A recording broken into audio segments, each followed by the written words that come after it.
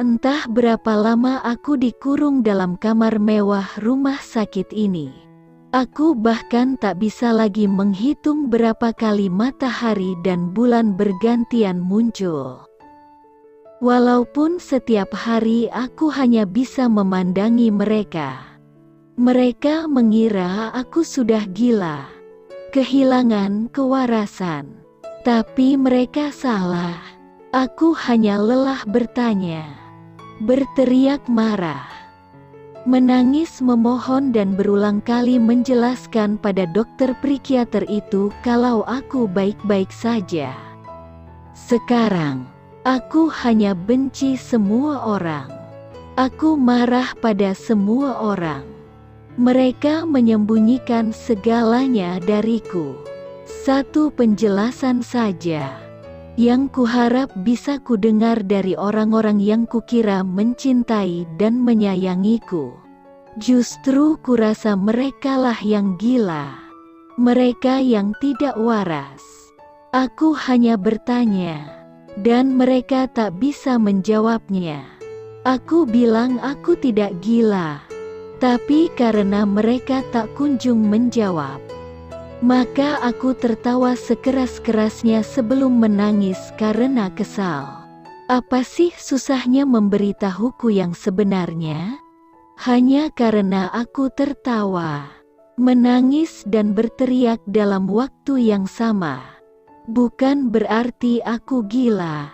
Aku hanya perlu sesuatu untuk mengeluarkan seluruh beban yang menyesaki dadaku. Setelah berhari-hari, aku lelah. Akhirnya yang bisa kulakukan hanya diam melamun memandangi bulan dan matahari itu. Aku bahkan tak lagi menghitung jumlah hari yang kulewati. Percuma. Setelah bangun di pagi hari dengan mata basah dan hati yang sakit, aku sudah tahu hari itu akan berlalu. Sama saja seperti hari kemarin. Tanpa kehadiran Kak Malik, aku hanya ingin mencari Kak Malik. Aku saksi terakhir saat ia menghilang. Andai mereka memberiku kesempatan, aku pasti bisa menemukannya. Tapi bagaimana lagi? Orang tuaku selalu datang. Ketiganya, juga Kak Devira dan Mas Doni. Mereka bertanya tentang keadaanku, menceritakan sesuatu yang lucu, atau sekedar mengajakku bicara. Tapi aku sudah malas bicara dengan mereka. Tidak ada gunanya. Karena pertanyaanku saja tak pernah mereka pedulikan. Dulu, mereka hidup di dunianya masing-masing. Menganggap aku hidup normal padahal hanya Kak Malik yang menjadikanku normal.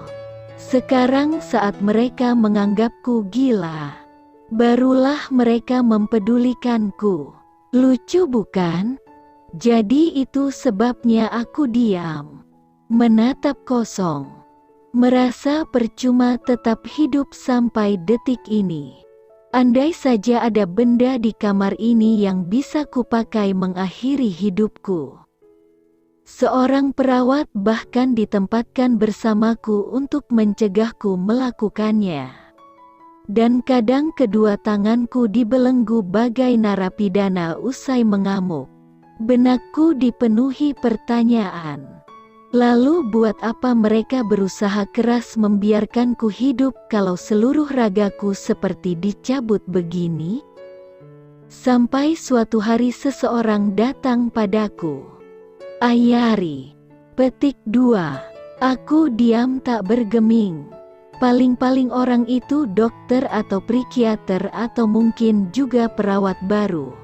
Atau mungkin seseorang di antara mereka yang mengaku sebagai keluarga atau temanku. Aku bahkan tak merasa perlu menoleh. Tapi orang itu tak memanggilku lagi.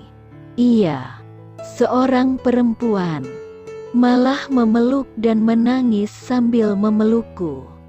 Lama ia menangis sambil menenggelamkan kepalanya di leherku. Aku tak bisa melihat wajahnya. Siapa ini? Ayah. Maafkan gue. Gara-gara gue. Lo ketangkep. Gara-gara gue. Lo kehilangan Kak Malik. Maafkan gue. Ya, suara itu. Ini suara Mindy.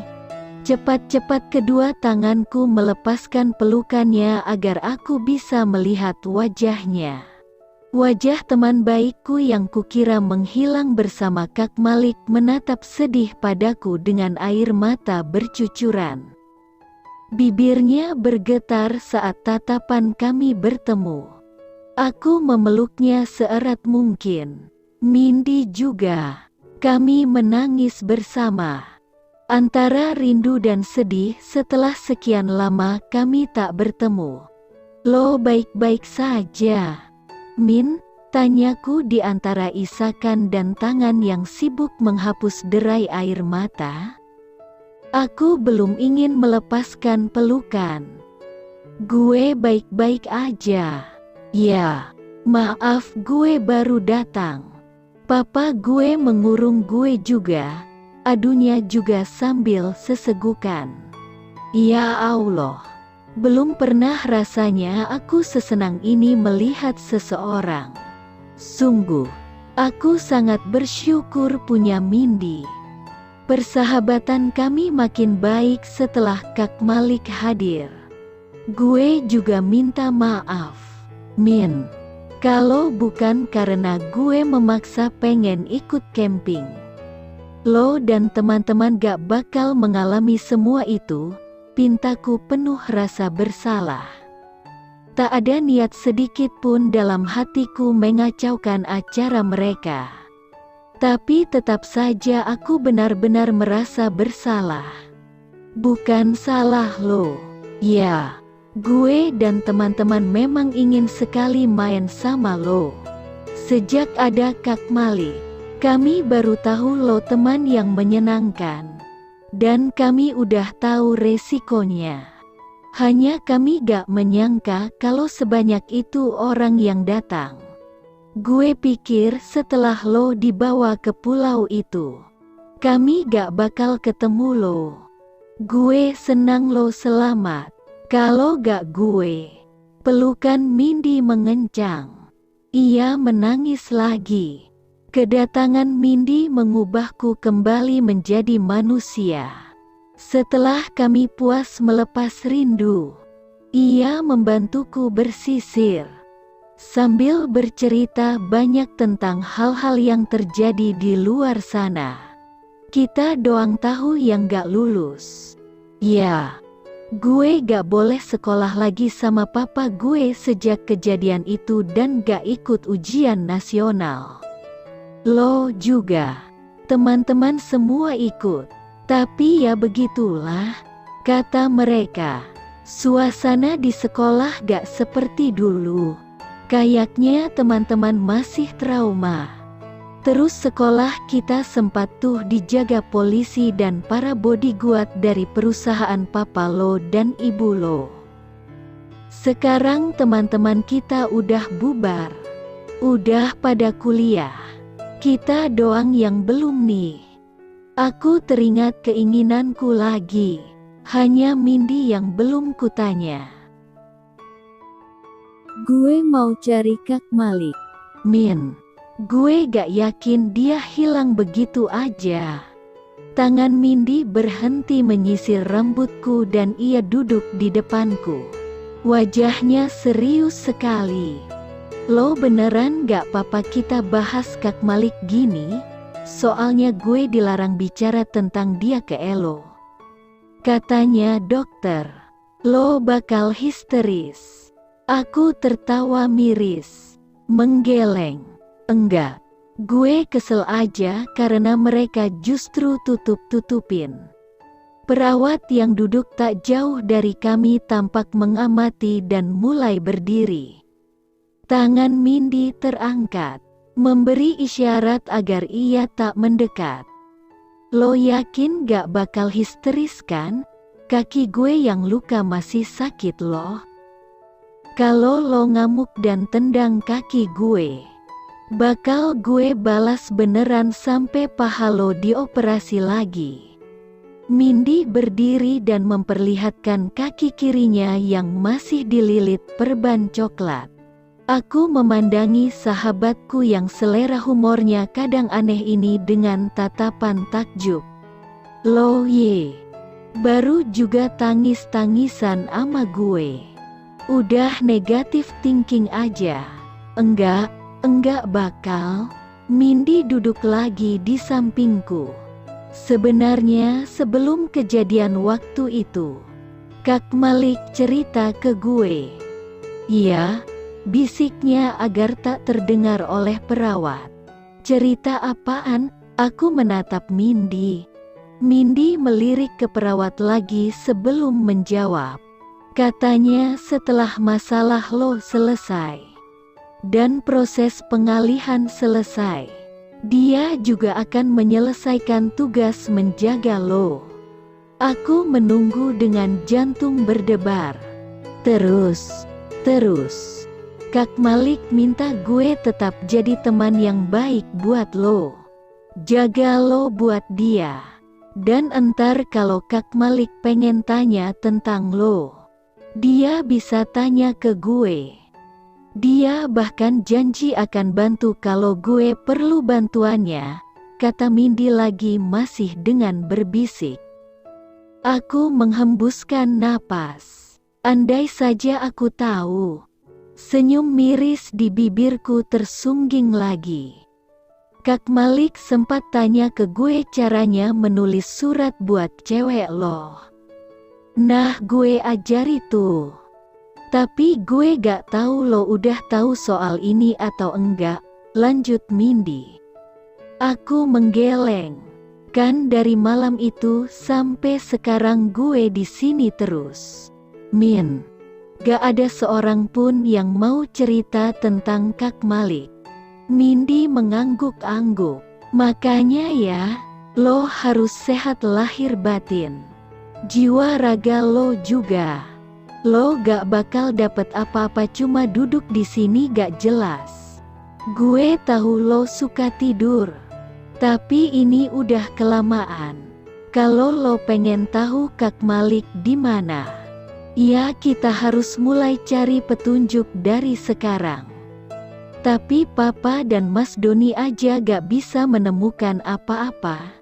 Apalagi gue, sergahku setengah putus asa. Lo jangan pesimis, siapa tahu aja mereka sebenarnya tahu tapi gak kasih tahu ke Elo, who knows? Kata-kata Mindy benar juga. Kalau aku tak berusaha sendiri, siapa lagi yang kuharapkan? Sekarang ini gue dan lo sama-sama gak bebas. Ya, kita harus mengalah. Ikuti aja maunya orang-orang tua kita dulu. Sambil kita cari info tentang Kak Malik, kata Mindy lagi. Sambil mengusap tanganku lembut, aku mengangguk, memahami maksudnya. Mindy memang benar. Diam di dalam kamar ini tidak akan menghasilkan apa-apa. Tangan Mindy memegang bahuku. Jangan khawatir. Ayah, gue janji bakal temani lo sampai kapanpun buat cari Kak Malik. Biar bagaimanapun, Kak Malik udah menolong gue. Kalau gak karena dia, bukan kaki gue yang ketembak, mungkin peluru udah masuk ke kepala gue.